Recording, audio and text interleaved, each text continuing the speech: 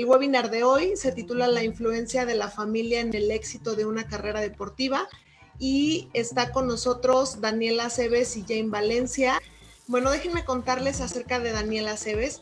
Daniela es fue medallista de plata en los Juegos Olímpicos en lucha grecorromana y actualmente es director de la Fundación Alfredo Harp Helú para el Deporte y también es presidente de la Asociación de Medallistas Olímpicos de México. Daniel durante 10 años consecutivos en su carrera fue campeón nacional en México y realizó 545 combates de lucha grecorromana en 14 años de actividad. Daniel se retira en 1991, pero siempre se ha mantenido cerca del deporte. Como ya les comenté, actualmente dirige esta sección de la Fundación Alfredo Harp Helú para el Deporte. Y en esta ocasión yo quisiera comentar algo que ha sido parte de mi historia. Mi papá fue luchador profesional. Él luchó en la década de los 40, 50, 60. Luchó con el nombre de Bobby Bonales. Alternó en muchísimas décadas con el Santo, con el Blue Demon, con todas esas estrellas del deporte, de la lucha, que fueron parte de la cinematografía de una época de nuestro país, pero que también fue parte de una época de oro, en donde fue uno de los primeros espectáculos masivos que se consagró como parte del gusto sociológico de los mexicanos. Y en ese contexto yo nací en esa tesitura de ver a una persona que se esforzaba, que entrenaba de manera cotidiana y que alternaba con grandes luchadores. Yo, siendo muy niño, le acompañé a diversas arenas, a la Arena México, a la Arena Coliseo, a varias arenas de la periferia de la zona metropolitana de la Ciudad de México, y viví como lo hacíamos en ese entonces muchos de los niños y de los jóvenes, jugando la cascarita de fútbol y jugando a las luchitas. Así que junto con mi hermano Roberto asistimos al Deportivo Guelatao, que está ubicado en la lagunilla del centro histórico de la Ciudad de México, buscando realizar ese sueño. Pero nos encontramos que no había un ring, no había capas, no había estos luchadores enmascarados. Y sí, en cambio, había un grupo de jóvenes que practicaban con levantamiento de pesas, que los ponían a correr, a jugar fútbol, a básquetbol y técnicas de lucha. Y eso sin duda alguna no solo sustituyó, sino que nos enamoró que en el deporte de la lucha primero tienes que ser atleta y después ya contendiente de la lucha. Y bueno, Daniel, no sé si quieras contarnos un poco de cómo fue tu iniciación en el mundo del deporte profesional. Claro que sí. Y algo, Alex, que decías muy importante, es de que tenemos de una manera consciente o inconsciente una deuda con el deporte y con la cultura física. No sabríamos explicar nuestra existencia y en ocasiones hasta la de nuestra propia familia sin estar involucrados en el tema del deporte. Yo nací en la Colonia Guerrero, que seguramente algunas personas lo ubican, está en una zona popular de la Ciudad de México, y tuvimos, como la mayor parte de las familias mexicanas, pues limitaciones de carácter económico. Sobre todo buscando siempre con el esfuerzo de mis papás pues salir adelante. Mi papá, pues al dejar de ser luchador, complementó pues todas sus actividades en el comercio como radiotécnico, al igual que mi mamá, y gente muy esforzada para sacar adelante una familia de 4 hijos con mi abuelita, y que al fin y al cabo lo que hacía la diferencia en relación a muchos vecinos de la colonia era que nosotros teníamos, la verdad, un ejemplo y una solidez como familia que implicaba el activarnos físicamente, el hacer deporte. Y eso se conjuntó también porque yo a los 7 años me dio hepatitis. Entonces tuve una detección tardía de la misma, tuve una transformación evidentemente en el desarrollo de mi crecimiento. Me volví un niño con obesidad, o por lo menos con sobrepeso, y eso pues va dificultando mucho tu interacción social, tu autoestima. Y cuando encuentro, como narraba hace unos minutos, la posibilidad de practicar la lucha, practicar algunas otras disciplinas en el Deportivo Guelatao, una de las principales motivaciones fue bajar de peso, el poder tener una posibilidad de ejercitarme físicamente, pero con un sueño, que era el de ser luchador. Primero de manera pues infantil como luchador profesional, pero después para ser luchador olímpico, ya al conocer precisamente los Juegos a través de la televisión. A mí me motivó mucho ver los Juegos del 1976, donde ganó Nadia Comaneci, donde Daniel Bautista ganó una medalla de oro en caminata, donde también Juan Paredes ganó una medalla de bronce en boxeo. Y cuando eres niño, te sientes con la posibilidad de estar ahí, de ganar una medalla. Después tuvimos que irnos a vivir al Estado de México, y ahí junto con mis hermanos, Roberto, Norma y Cristina, hacíamos unas mini olimpiadas y pintábamos esas monedas anteriores que hoy ya no están en circulación, de 20 centavos, las pintábamos de dorado, plateado y bronceado, y hacíamos nuestras competiciones de saltar, de correr, etcétera. Ya había en nuestro ADN y en nuestra inquietud el querer ser parte del movimiento olímpico, y aunque como niños no lo puedes traducir de esa manera, ya había esa inquietud permanente entre nosotros. Entonces, todas esas experiencias que, como bien lo señalas, se dan en familia a pesar de las dificultades, de carencias en muchas ocasiones o limitaciones económicas, pues se van transformando porque tienes la vocación y la orientación de ir por los sueños y construir a través de la cultura del esfuerzo la posibilidad de destacar en una disciplina que además es muy difícil. Ale, se hizo un estudio hace algunos años de los deportes que más requerían horas de entrenamiento, y en primer lugar resultó la gimnasia olímpica, en segundo y tercer lugar el pentatlón y el decatlón, y en cuarto lugar la lucha. Es un deporte que ha estado acompañando a la humanidad desde que el hombre apareció sobre la faz de la tierra, pues todas las técnicas de la lucha han ido acompañando esta evolución, y hoy por hoy sabemos que antes de que hubieran herramientas o hubieran armas, el cuerpo del ser humano era utilizado como tal. Así que esas técnicas han ido acompañando esta evolución, y como tal es un deporte complejo que requiere mucha disciplina, mucho entrenamiento, pero sobre todo una gran preparación física y técnica. Y creo que hay una serie de frustraciones y de fracasos pasajeros en todos los ámbitos de la vida, y el deporte, por supuesto, no es la excepción. Decían los orientales que la valía de una mujer o de un hombre no estribaba en nunca caer, sino en levantarse cada vez que cayeras. Y esto acontece porque las lesiones, las frustraciones, estas derrotas pasajeras que se van presentando en el deporte son parte de la formación. Lo hemos platicado en varias ocasiones con algunos grupos de jóvenes y me decían, ¿cuál es la principal lección del deporte? Yo creo que no podremos decir una, pero sí podríamos hacer que prevaleciera una que tiene que ver con el respeto a las reglas. Cuando un joven, un niño, un adulto participa en un tema deportivo, sabe que hay reglas y que esas reglas se tienen que cumplir para que seas parte del equipo o seas parte de todo lo que es el escenario deportivo.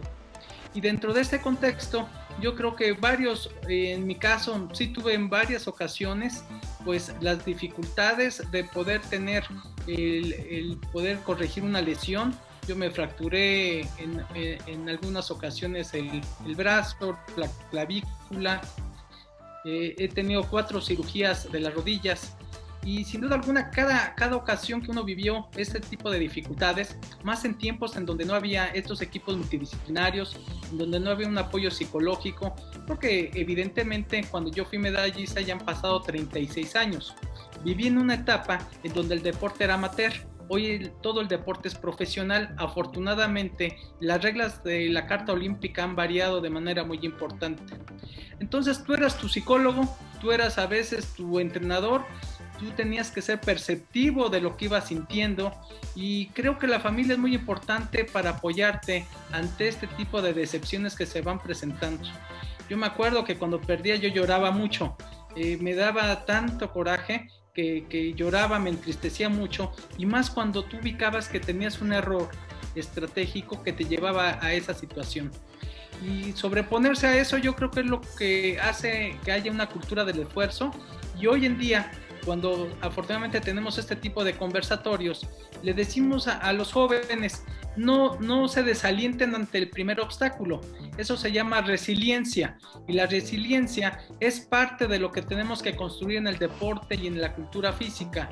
Es decir, sobreponernos a los obstáculos sobreponernos a aquello inédito que estamos viviendo hoy, por ejemplo, con el COVID-19, y sobre todo encontrar algunas herramientas que no habíamos descubierto a través del enfrentamiento de esos obstáculos. Y creo que todos los deportistas que sean sinceros al expresar sus vivencias van a narrarte no una, sino muchas ocasiones en donde evidentemente uno pensó es apartarte del sueño de ser olímpico o de ser campeón nacional, medallista centroamericano, panamericano, etcétera, porque al fin y al cabo así es la vida. La existencia está determinada por victorias que a veces son envidiadas sin que se conozcan sus historias. ¿Cuáles consideran, por ejemplo, que son las principales diferencias que se notan en los Juegos Olímpicos desde un punto de vista generacional? El movimiento olímpico acaba de cumplir 126 años de existencia. El pasado 23 de junio se conmemoró la creación del Movimiento Olímpico Internacional por el barón Pierre de Coubertin. Esto fue en 1894 en la Sorbona de París. Y este movimiento ha sobrevivido porque ha tenido una gran capacidad de adaptación, porque ha tenido que enfrentar la Primera y la Segunda Guerra Mundial, ha tenido que enfrentar boicots, problemas políticos, económicos, sociales, pero ha estado por encima de ideologías, sobre todo de carácter política, racial o religiosa. Y dentro de este aspecto de los últimos años, y hablando de estas diferentes generaciones que representa Jenny, tu servidor, hay un cambio muy amplio. Lo decíamos hace un rato porque antes el deporte era amateur. Llegó a haber pues muchas injusticias contra deportistas muy importantes y sobre todo de raza negra, porque ganaban $5 por jugar béisbol y aunque ellos habían ganado sus medallas en atletismo, les eran retiradas, como el caso de Jesse Owens. Muchas injusticias se dieron alrededor del mundo y sobre todo se dio una guerra muy importante entre dos ideologías representadas por la ex Unión de Repúblicas Socialistas Soviéticas, la URSS, y los Estados Unidos. El deporte olímpico se convirtió en una herramienta de propaganda política y buscaban que los Juegos Olímpicos, sobre todo en ese entonces los de verano, estaban ya por aparecer los deportes olímpicos de invierno, fueran la herramienta para demostrar que su sistema económico y su juventud era más triunfadora que la antagonista. Y en estos términos empezó a haber muchos casos de dopaje, empezaron a haber atletas de laboratorio y se empezó a dar una serie de planteamientos que sin duda alguna hacían del deporte competitivo una herramienta política más que una herramienta de carácter social o de salud. Y esto se fue transformando por dos cosas fundamentales. En 1991 el Comité Olímpico Internacional quitó de la Carta Olímpica el concepto amateur y ya en el 92 en Barcelona asistió el Dream Team, el equipo de básquetbol norteamericano, ganó la medalla de oro con Michael Jordan y todas las estrellas que en ese entonces había en la NBA, demostrando que el deporte olímpico ya cogía el profesionalismo. En Río 2016 ya el deporte del boxeo, que era el único que no tenía deportes profesionales, ya lo aperturó. Entonces los cambios que se han dado en estas décadas han sido muy profundos. Hoy en día ya no hay esta guerra fría, ya la Unión Soviética se desintegró en 15 repúblicas, Rusia sigue siendo una potencia muy trascendental, pero China apareció como el gran competidor de los Juegos Olímpicos en contra de los Estados Unidos. Hoy el deporte es profesional, el deporte se comercializa, se ha agigantado la edición de Juegos Olímpicos con casi 11,000 deportistas y son circunstancias que, por ejemplo, en las décadas en las que yo participé eran total y absolutamente diferentes. Reitero, había escasos equipos multidisciplinarios, solo los países que representaban estos dos bloques importantes los tenían, y existía fundamentalmente la vocación de que la comercialización en el deporte no iba a tener éxito, y hoy es lo contrario. Y culmino este comentario, Ale, diciéndote, hoy en día el 2% del Producto Interno Bruto mundial obedece a los ingresos por la industria del deporte. No se podría entender ya la economía del mundo sin el deporte y la cultura física. Hoy en día representa y factura más, por ejemplo, en el Reino Unido, que la industria de los automóviles y que la industria de los alimentos. Hay un cambio generacional rotundo, creo que para bien. Hoy más personas en el mundo, aunque estamos muy, ya será otro tema, muy detrás de los parámetros deseados, pero hoy más gente participa en el deporte y en la cultura física que en décadas anteriores. Esto que comenta Jen es fundamental. El deporte de la lucha, además de todas las dificultades que platicamos en términos de entrenamiento, de preparación, de técnica, y que cada país tiene su complejidad y México lo ha tenido históricamente, es un deporte que no te da mucho prestigio social. Y sobre todo porque tú hablas de ser luchador y pues dicen cuál es tu máscara, cuál es en qué arena participas. Es un deporte que en nuestro país y en algunos otros se ha dado solo de manera estudiantil, fundamentalmente en las universidades o en el Politécnico, y esto ha ido cambiando afortunadamente, de manera discreta, pero ha ido cambiando. Y sobre todo porque nos hemos encontrado que ya la promoción que se hace en los Juegos Olímpicos sobre la participación de las mujeres ha sido algo trascendente. Sydney 2000 fueron los primeros Juegos Olímpicos en donde ya hubo una participación oficial de las mujeres. Celebro que eso se haya dado, porque en el año 2013 sacaron a la lucha del programa olímpico.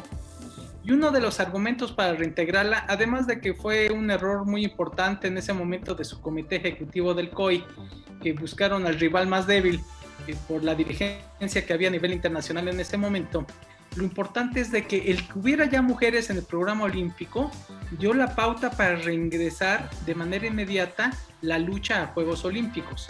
Entonces era algo importante porque si se hubiera mantenido esta circunstancia, en Tokio no iba a haber lucha. Entonces solo estaba programada hasta Río 2016 y ya lo habían sacado del programa olímpico y contradiciendo muchos parámetros, como por ejemplo el que hay más de 85 millones de luchadores en el mundo registrados, en donde participan 130 países en lucha. Es decir, estaban tratando de beneficiar a otras disciplinas como el karate, como la escalada, etcétera, que ya los integraron. Y hubo una apertura para no tener que quitar deportes, integrar otros, sino mantener aquellos que son históricamente tan importantes como la lucha y adicionalmente sumar otras expresiones que son válidos en términos de respetar los gustos de las nuevas generaciones. Creo que es muy importante cuando nosotros hacemos una vista al retrovisor de la vida, cuando te recuerdas en tu infancia, con los aspectos buenos y malos que generalmente se viven en todo lo que es la existencia. Yo no tuve un dilema tan importante. Creo que quise ser luchador o luchador, no tuve una opción. Me gustaba correr, participaba yo en las carreras de 5 y 10 mil metros, con características medianamente solventes. Me gustaba el levantamiento de pesas, pero una vez que, como lo comentaba, empecé a bajar de peso, dejé de ser el niño gordito y empecé a tener una característica un poco más atlética, me sentí mejor como ser humano y siempre fui muy disciplinado. Llegaba antes y me iba después de los entrenamientos. Yo no llegué a la lucha con características solventes. Afortunadamente mi hermano Roberto sí tenía mejores características, él es 4 años mayor que yo. Yo no tenía esas características, por eso pienso que los campeones no nacen, sino se hacen. Sí fui mucho más disciplinado, fui mucho más constante, más perseverante, y yo creo que eso me ayudó a poder tener una participación que me dio como aliciente, por ejemplo, a mi primera competencia quedar en segundo lugar en la sala de armas. Yo tenía 11 años de edad y a los 12 pude hacer mi primer viaje en camión a los Estados Unidos, Albuquerque, más de 78 horas de viaje de ida y de regreso. Pero para nosotros pues era una situación muy atractiva porque era la primera vez que teníamos un uniforme, que aunque no era el nacional, en ese entonces no nos dieron uniformes del Deportivo Guelatao, el Politécnico nos dio unos uniformes a quienes no teníamos con qué representar a México. Fue algo muy, no solo honroso, sino que muy estimulante, porque te dabas cuenta que el deporte era un movilizador social. Reitero, uno como niño no puede uno explicarlo de esta manera, pero al paso de los años te das cuenta que te estaba movilizando socialmente, te daba una autoestima y que sabías que en la medida de que le aportabas disciplina y trabajo a ser luchador, en esa misma medida venían las recompensas. Y por eso dicen bien que la vida es un boomerang. lo que le avientas te regresa. Si tú no siembras, no vas a cosechar. Si no tienes el esfuerzo para poder constatar el que todo tiene que ser con base a esta cultura de la fuerza, a una planeación, a una ejecución, a una materialización de lo que tú quieres, no se va a dar, simplemente no existe. Entonces yo creo que esa es la principal aportación en mi caso del deporte, y sobre todo viviendo en un entorno donde había muchas dificultades, en un barrio bravo, hoy por hoy, pues muchos de mis amigos, de mis conocidos en la escuela, pues muchos ya han fallecido, muchísimos han estado ya en la cárcel, muchos siguen ahí. Es decir, tenemos como un factor protector el deporte, y reitero, afortunadamente había esa cultura en mi familia que seguramente nos salvó de una existencia de la que seguramente no estaríamos orgullosos. En principio, señora Berenice, felicidades por tener un hijo luchador. Generalmente los papás no quieren que sus hijos sean luchadores. Yo también en algún momento lo viví, a pesar de que mi papá fue luchador profesional. Él no quería que fuéramos luchadores, precisamente porque se nos hacen las orejas de coliflor, porque tenemos muchas lesiones, porque es un deporte que no da prestigio. En ese entonces, sobre todo, no daba prestigio social. Los estratos socioeconómicos más bajos lo hacían, y como tal no había comportamientos muy adecuados de quienes hacían la lucha, y eso hay que aceptarlo y reconocerlo. No de manera mayoritaria, pero no teníamos los mejores ejemplos, salvo honrosísimas excepciones que en su momento la historia los ha ido colocando de manera muy afortunada como ejemplos. Y en relación a lo que comenta Sebastián, como dice Jane, es un deporte complejo, es un deporte apasionante, es un deporte formativo.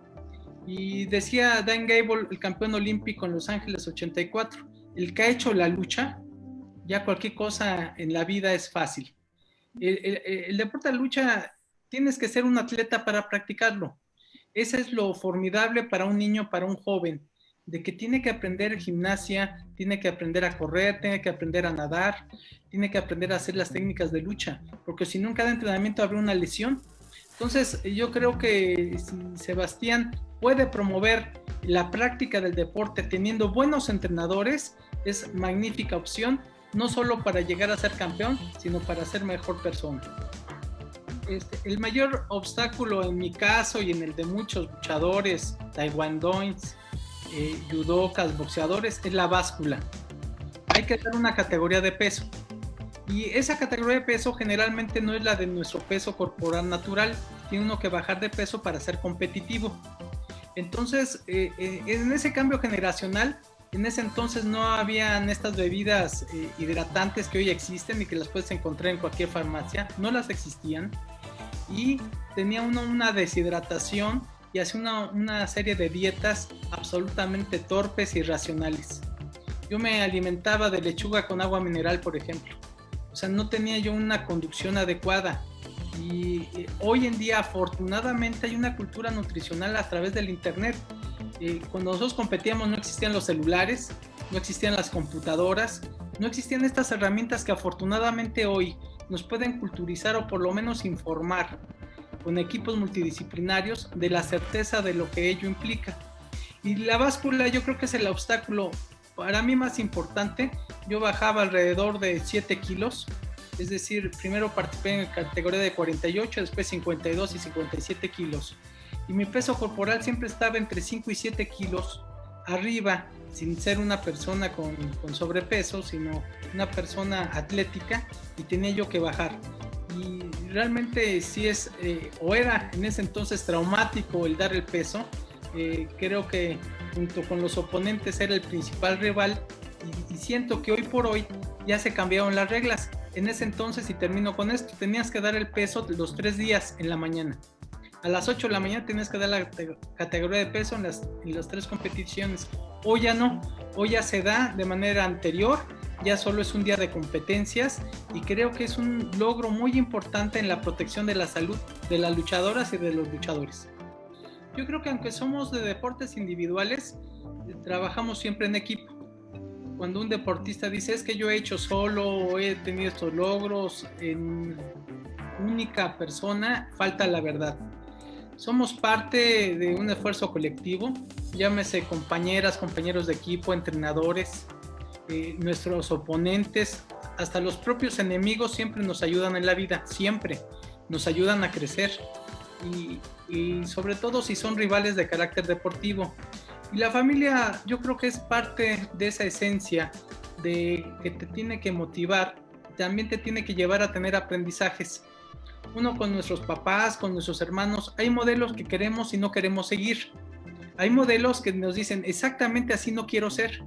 O al revés, quiere uno imitar algunas conductas, algunos hábitos. Y yo creo que somos parte precisamente de ese esfuerzo colectivo que se da en determinado momento y en donde no tiene que perderse la capacidad de aprender ni la capacidad de asombro en el transcurso de la vida.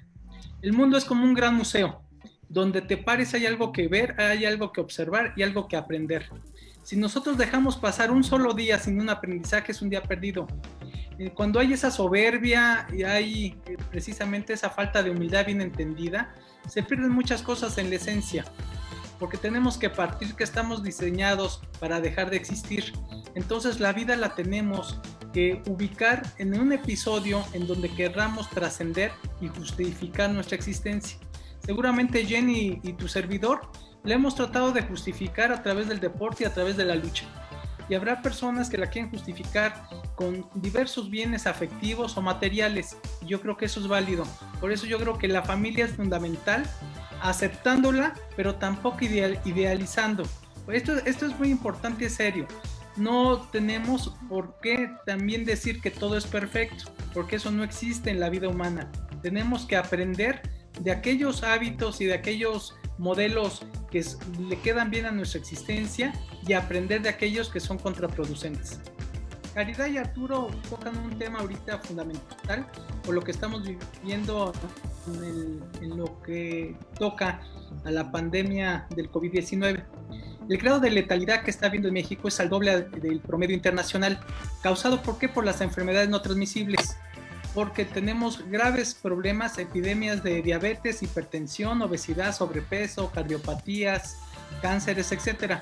Entonces, el COVID-19 lo que ha generado precisamente que en México, que de cada 100 enfermos estén falleciendo entre 12 y 13 personas. Y esto precisamente es consecuencia de enfermedades no transmisibles que pueden prevenirse a través de la activación física. Y hay evidencia de sobra a nivel internacional. Y creo que la Organización Mundial de la Salud pues ha llamado precisamente que el tema de la mortalidad y morbilidad tienen que ver con la ausencia de una activación física. Entonces lo que tenemos que generar son hábitos. El Consejo de la Comunicación ha promovido una serie de campañas muy exitosas, por ejemplo la de la lectura. Y un día con Salvador Villalobos le decía, mira, invita a la gente a que lea 21 días. ¿Por qué 21 días? Porque está acreditado científicamente que son los días que tienen que transcurrir para generar un hábito. Y lo que necesitamos son hábitos. Hay que invitar a la familia, a la gente, a que lo haga durante 21 días. Y ya teniendo los hábitos, ya de manera subsecuente va a tener estímulos de carácter personal, porque va a empezar a reducir su talla, su peso corporal y se va a sentir un poco mejor. Es una tarea que hay que iniciar lo más pronto posible, de acuerdo a nuestra edad, a nuestro género, a nuestra circunstancia de salud, con caminatas. Y cierro el comentario, Ale, diciéndote, están muy claros los parámetros internacionales de la OMS y la OPS. Las personas necesitamos realizar 60 minutos de activación física por lo menos 4 veces a la semana, de manera general. Y esto pues, nos lleva a tener un acumulado de 75 a 150 minutos semanales por lo menos de actividad física moderada o vigorosa. Entonces, los parámetros están a la mano. Ya con el Consejo de la Comunicación seguramente habrá campañas muy importantes a sabiendas de lo que es la sociedad post-COVID y lo que requerimos, reitero, es generar hábitos. Pues sobre todo a Vero y a René, ratificarles que es muy importante esto que comenta Jane en relación a mantener pues un desarrollo académico y un desarrollo deportivo. Son complementarios, no se divorcian en ningún concepto ni en ningún sentido. Y hoy por hoy estamos trabajando con el CONALEP en la Fundación Alfredo Harpelú sobre un programa que se llama el Semáforo Deportivo, que en su código cromático significa que es el rojo alto a las adicciones, el amarillo ten cuidado con la obesidad y el sobrepeso, y el verde es adelante por una cultura de la paz. Y hemos estado trabajando de manera importante. Hoy en día vamos a generar, ahora que las circunstancias sanitarias lo permiten, la participación en una nueva disciplina que se llama Béisbol 5, que se practica en una cancha de básquetbol en donde no hay un bat y hay reglas similares al béisbol, pero con 5 participantes y de orden mixto. Entonces, seguramente, ojalá pronto ahí con René y con la gente nos podamos estar saludando, sobre todo en estos programas que estamos realizando con este subsistema de educación media superior. Gracias. César Evangelista, creo que hablábamos sobre la frustración. No todas las personas van a llegar a ser olímpicos, ni todas las personas van a llegar a ser medallistas olímpicos. Hay 7.700 millones de habitantes en el planeta y hay solo 110.000 olímpicos.